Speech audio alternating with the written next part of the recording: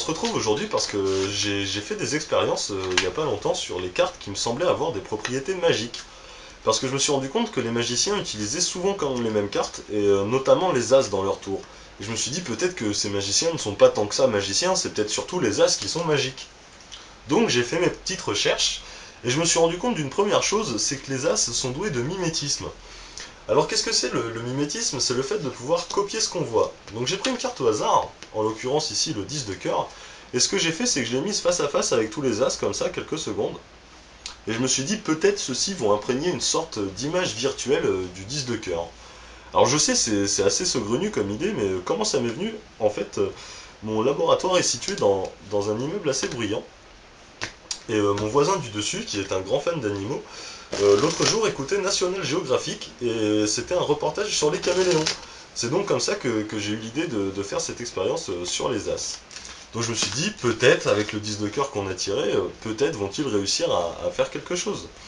Donc je me suis dit, ça allait être certainement plus facile pour les deux as rouges, hein, parce qu'ils sont déjà rouges. Donc bon, je me suis dit, on ne sait pas, hein, on va tenter l'expérience, on va bien voir.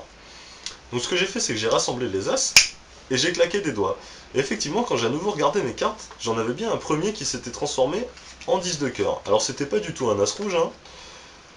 Et je me suis dit, bon bah si ça marche même avec les as noirs, c'est fantastique. Alors je m'attendais pas à des résultats aussi fulgurants. Alors j'ai recommencé une deuxième fois, et effectivement, j'avais bien un deuxième as qui s'était transformé en 10 de cœur. Alors je trouvais ça vraiment extraordinaire, et j'étais ébloui par ce phénomène. J'ai recommencé une troisième fois, et bien évidemment, j'ai eu un troisième as qui s'est transformé en 10 de cœur. Il me restait un dernier as, en l'occurrence l'as de carreau, et j'ai pas trop réfléchi, et j'ai recommencé. Et vous en doutez bien, il s'est transformé en 10 de cœur. Alors pourquoi je dis que j'ai pas trop réfléchi? Parce que, avant de débuter l'expérience, j'avais un jeu complet. Maintenant, je me retrouvais avec 4 10 de cœur, et un jeu où il y avait plus d'as.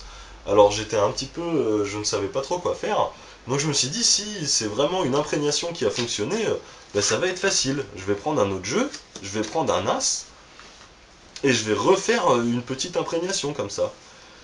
Et là, effectivement, j'étais bien content parce qu'au final, j'avais retrouvé mes as, ils étaient tous revenus. Mais j'étais pas au bout de mes surprises, parce que quand j'ai regardé à nouveau dans mon jeu, en fait, je me suis rendu compte que les as étaient là depuis le début, à l'envers en plus. Hop, j'arrive pas à les sortir. Alors que depuis le début, j'avais ici que le 10 de cœur. Et là, j'ai trouvé ça vraiment génial.